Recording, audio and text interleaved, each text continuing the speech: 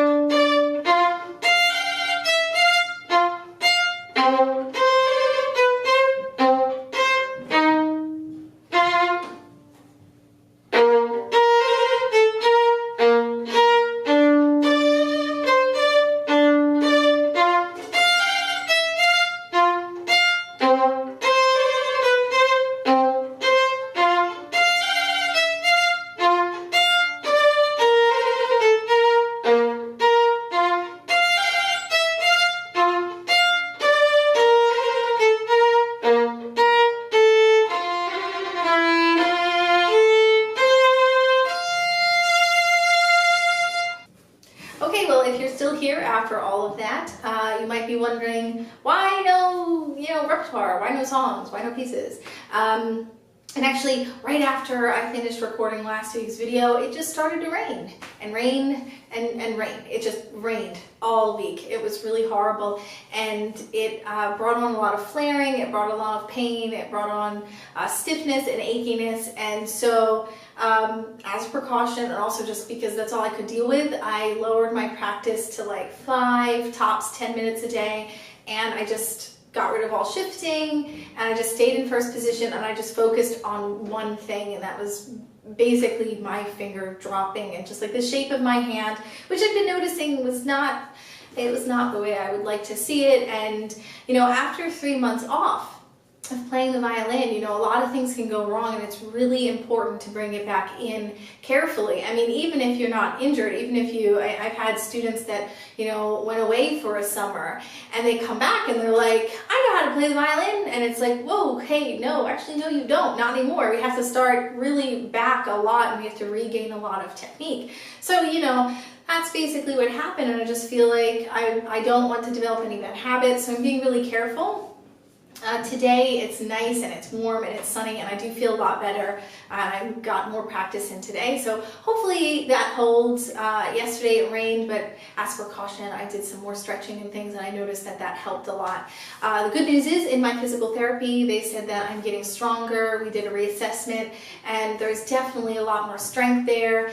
I'm not totally back to full flexibility, especially in the nerves. It is incredibly complicated. I had no idea, violinists talk about, stretching and stretching your muscles, and everybody talks about stretching your muscles, but we don't really talk about nerve mobility very much, and it is such an important factor in just staying healthy when we're playing. So that's something that I think, if you'd be interested in, if some of you are players and you want to know like how to keep your nerves healthy, that'd be something that I would love to talk about more, and you can let me know in the comments if you want to talk about what kind of movements, because it's not just simple stretches. Actually, the movements are really weird, and you would never think to do them. They seem really simple, and you would think, what are you doing? You kind of look weird when you're doing them. It doesn't look like they're really achieving very much, but it's just part of getting that nerve mobile, going through its full course, and making sure it's not catching any area where there might be scar tissue or